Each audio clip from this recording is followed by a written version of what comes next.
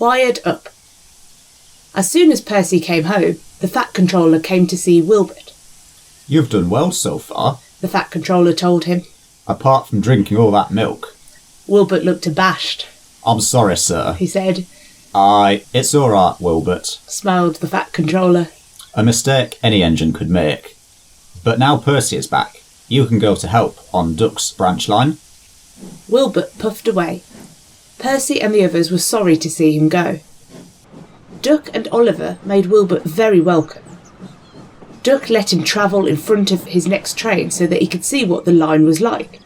Wilbert enjoyed this, but found running beside the sea very different from his sheltered valley in Gloucestershire. The next day he began regular work.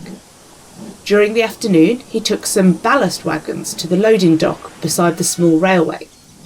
Rex, Bert, Mike and Jock were delighted to show off their station to a new engine. Like the other trucks, those on Duck's line decided that they had better behave too. Donald and Douglas had kept them all in order, but Wilbert made sure they didn't forget what the twins had taught them. One day, Wilbert was at the ballast loader. As he tried to pull some full trucks away, there was a loud crack, and he shot suddenly backwards. The fireman got down to look. "The coupling gear on the wagon has pulled away," he said. "Now what?" Beside them, watching with interest, was Bert. "I pulled a train which was glued together once when one of my couplings broke," he said. "We need more than glue here," said Wilbert's driver. Then he noticed a coil of signal wire lying beside the line. "Could we do anything with that?" he asked. "You'll never move the train with wire," objected the fireman. "But what about just one truck?" suggested Wilbert. "I bet I could pull one truck with wire." "Brilliant," said the station master, who had come to see what was wrong. "I'll go and tell the signalman what you're doing. Let me know when you're ready." The fireman wound the wire round the truck's buffer beam, leaving long loops. These he twisted into a rope, making a small loop at the end, which he fastened to Wilbert's coupling hook. A shunter uncoupled the front truck from the rest, and at last everything was ready.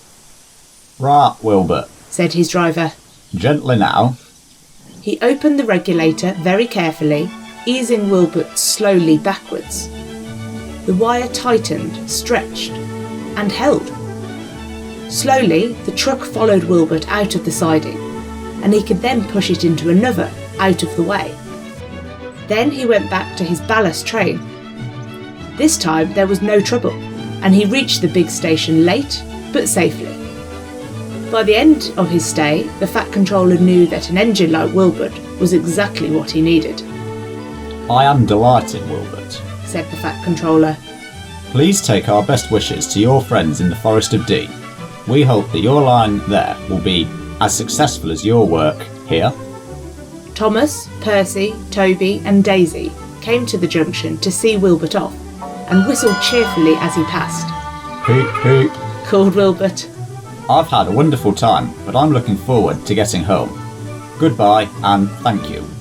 And with a whistle, he rounded the curve and disappeared into the tunnel.